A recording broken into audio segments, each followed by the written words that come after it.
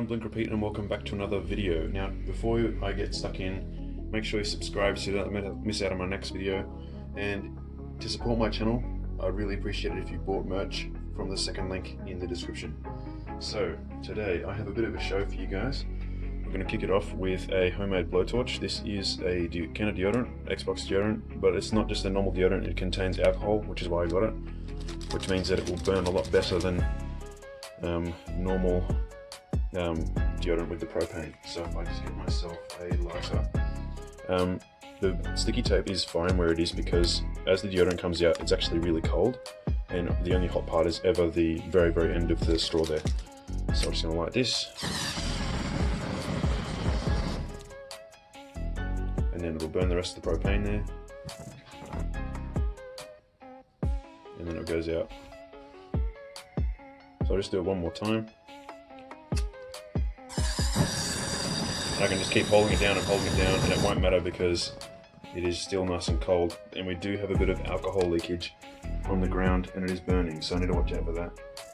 It's a bit of a disadvantage, but it means that the flame is nice and clean and there's barely any soot, which is great.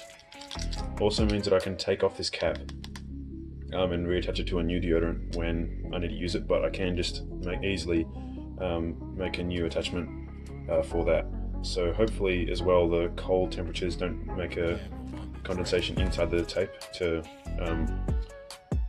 make the adhesive slippery, because that's the last thing I want to happen. So next up to show you guys is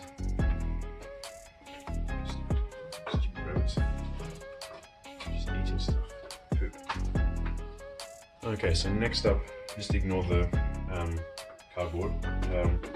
Courtesy of my friend Bolty from Roblox, I've actually gotten two of these. I think they're like toothbrush holders or something, but they're made of stainless steel, so they work really well in a burning environment. So if I just get my matches, I can light these candles to show you guys. I'm trying to minimize the amount of plastic that I use altogether, because I'm finding plastic does not work very well with burners. And this candle right here, the single wick, especially isn't working well because the sealant is completely burnt off after a massive fireball accident that happened actually quite recently, probably 3 hours before this video has been made. And the glass, I had to supercool it, and after supercooling glass, you know what happens, it just cracks, which was not very good. I'm trying to avoid using PVC as much as possible now because it caves in a lot. This model here at the back right for you guys is caving in a lot recently, so I'm just going to completely get rid of that and just stick with the metal stuff because it's actually working quite well. I can set a hot plate on top of these quite easily, and they have great air intakes for that. I normally would put the water to boil on the single wick, and that normally works quite well as long as everything's made out of metal. I'm going to have to make a new wick probably, because this one with no sealant, it heats up the metho inside and the vapor starts to leak out of the sealer, like in the screw, and then that'll catch fire and it starts burning outside, which is the opposite of what I want to happen. With this one over here, it's caved in and it's looking terrible and saggy and whatever, and I'm not going to use it again because I put the metal thing inside it just to test it, and it started storing heat, and the ambient heat started to really heat up the plastic, and that was really bad. So I've just stopped using that altogether. I'm going to find a pot that I can put on top of this one, with handles on the side, not one with one on the side because that'll probably tip off. Again, this is for a camp that I'm going on later this year, or I think it's early next year in the summer, called Summer Madness, and there's no electricity. So this is why I've done this entire project with all these test models and these boilers, mini boilers, whatever, so I can have coffee in the morning, I can make myself sausages and eggs, whatever, in the morning whenever I feel like it. I've got my cooling stuff here because the triple wick definitely needs to be cooled, and the single wick I'm trying to figure out how to cool it because I've put holes in a lot of my cans, pineapple cans that I use for putting the liquid in down the candle.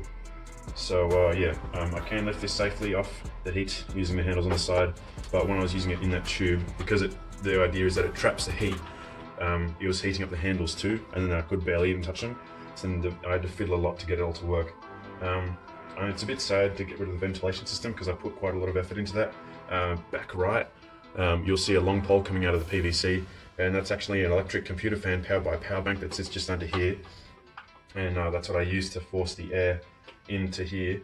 And I normally have a lid on top, and that lid allows the air to go in one way and the exhaust out the other, and that normally works really well. But if that was made out of metal, it would work even better.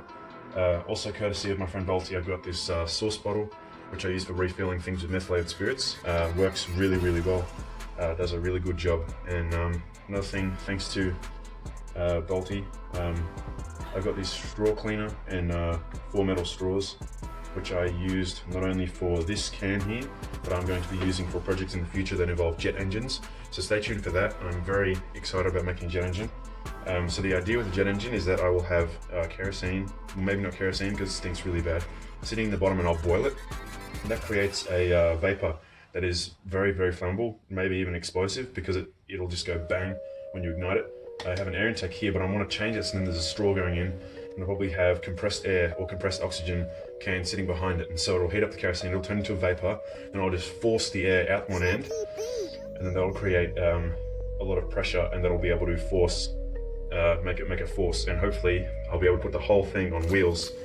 And my guess is that'll have something like half a kilo of thrust, not much thrust at all, so maybe I'll have to get some sort of special wheels that have really good bearings, because thrust won't be that much. But when I did the test just with kerosene and I lit the end, you might have seen that video already, I think I've released it, I'm not sure, it actually would move in its holder because of the vapor, but I need to keep the vapor actually boiling, like bubbling and vibrating the can, because otherwise the kerosene vapor won't be able to keep up with the rate that it's being burned. So yeah, that is basically all I want to talk about in this video. I've done a lot of work on all this burning stuff. I've made everything more compact and safer. Probably need to throw this out from a failed model. Yeah, I've got my water sprayers here, got my methylated spirit sprayer, which I actually use for cleaning, not for explosives, but I can use it for explosions, like this, which is pretty cool. My old wicks from previous videos, I'm probably not going to throw these out because they're glass. I could use them in the future, but I don't know what for. They are only 5 ml capacity, that's why I upgraded to jars. This single wick's actually doing pretty well. Normally it would have started leaking out the sides by now. I don't know why it hasn't done that already. This actually gets metal red hot because I left a skewer on there once and I had this burning for like 5 minutes outside. And that made it red hot, which is never a good thing. And so I always use like kerosene to cool it down, because oils and fuels and whatever have a way higher boiling point than water, which is why people use it for quenching in the metal industry, because it won't like cool it too quick, too fast. And it also, I don't know why I'm not using water. Water would be better because I'm not trying to harden it. But normally they'd use it for hardening because it has a lower risk of snapping the metal, making it crack and cooling it too quickly. Snap cooling, I don't know, I think that's what it's called, but I don't know. The great thing about the steel is that lower down, it doesn't actually warm it up. So I can use it to lift it out, but at the moment, I'm putting a skewer through and lifting it out like that. Another cool thing I can do, I don't know if it's working with this one, but normally sparks would come out when I rub it up against the metal that's hot. So yeah, stay tuned because I want to make a jet engine, but my parents are not that interested in me making a jet engine, so it might be out quite a while later. But thank you guys so much for watching. Make sure you subscribe so you don't miss out on my next episode, and please check out my merch to support my channel, and if you want to have more giveaways. And I'll hopefully see you guys in the next video. Bye.